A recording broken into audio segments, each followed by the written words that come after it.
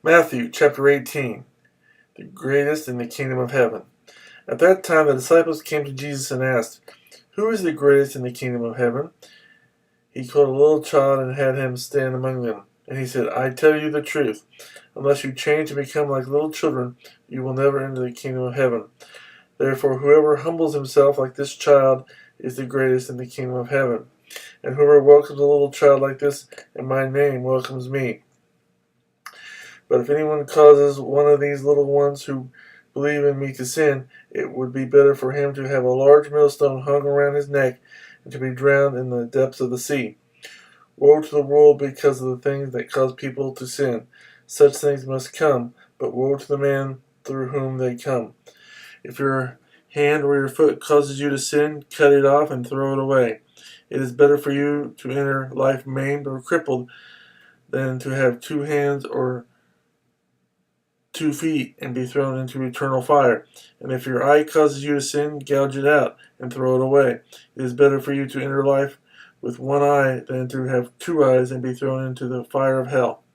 The parable of the lost sheep. See that you do not look down on one of these little ones, for I tell you that their angels in heaven always see the face of my Father in heaven. What do you think? If a man owns 100 sheep and one of them wanders away, will he not leave the 99 on the hills and go look for the one that wandered off? And if he finds it, I tell you the truth, he is happier about that one sheep than about the 99 that did not wander off. In the same way, your Father in heaven is not willing that any of these little ones should be lost. A brother who sins against you. If your brother sins against you, go and show him his fault, just between the two of you. If he listens to you, you have won your brother over. But if he will not listen, take 1 or 2 others along, so that every matter may be established by testimony of 2 or 3 witnesses. If he refuses to listen to them, tell it to the church. And if he refuses to listen even to the church, treat him as you would a pagan or a tax collector. I tell you the truth, whatever you bind on earth will be bound in heaven, and whatever you loose on earth will be loosed in heaven. Again, I tell you that if 2 of you on earth agree about anything you ask for, it will be done for you by my Father in heaven.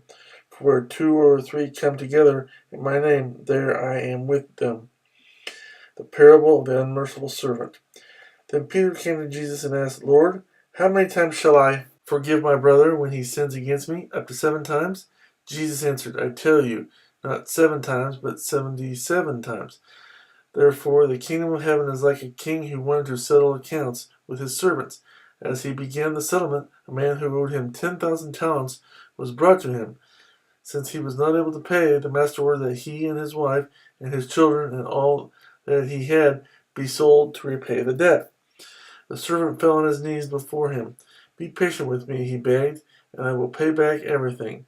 The servant's master took pity on him, canceled the debt, and let him go. But when the servant went out, he found one of his fellow servants who owed him 100 denarii. He grabbed him and began to choke him. 'Pay back what you owe me,' he demanded. His fellow servant fell on his knees and begged him, 'Be patient with me, and I will pay you back.' But he refused. Instead, he went off and had the man thrown into prison until he could pay the debt.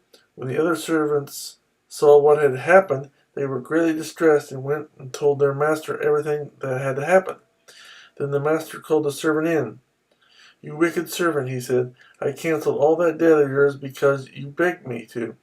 Shouldn't you have had mercy on your fellow servant just as I had on you?'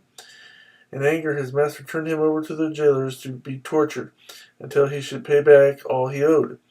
This is how my heavenly Father will treat each of you unless you forgive your brother from your heart.